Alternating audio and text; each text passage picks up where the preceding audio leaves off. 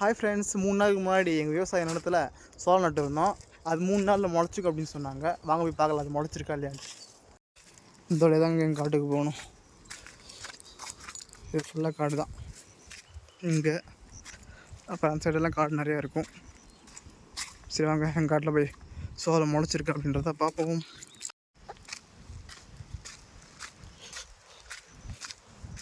இதுதான் எங்களோட காடு. வாங்க போய் பார்க்கலாம் இப்பொழுது முளைத்திருக்கா இல்லை என்று.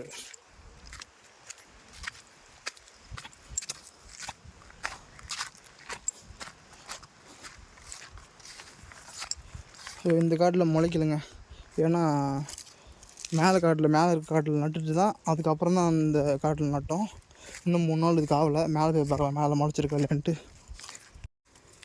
நீங்கள் சொல்லுங்கள், நீங்களாம் விவசாயம் பண்ணுறீங்களா இல்லை ஒர்க் பண்ணுறீங்களா?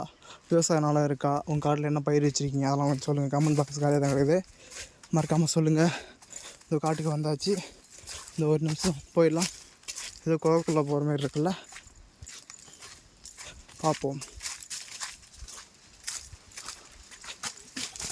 இப்போ பாருங்கள், நல்லாவே முளைச்சிருக்கு. தெரியுதுங்களா வீடியோவில்? எங்கே இருக்குது பாருங்கள். இந்த காடை நட்ட பிறகு தான் இந்த கீழே காடு நட்டுச்சு. நாளைக்கு முளைச்சிருன்னு நினைக்கிறாங்க. நிறையாவது முளைச்சிருக்குங்க. ஆனால் இங்கே பார்த்தீங்கன்னா மயில் தொல்லை தான் அதிகமாக இருக்கும். மயில் வந்து இந்த சோளத்தை நோண்டி சாப்பிட்ரும். அப்புறம் கோழி எல்லாம் இதை நோண்டி அதை கொட்டை எடுத்து சாப்பிட்ரும். உங்களுக்கு விவசாயம் பண்ணுறது பிடிக்குன்னா இந்த வீடியோவை லைக் பண்ணுங்கள். எத்தனை பேருக்கு பிடிச்சிருக்குன்னு பார்க்கலாம்.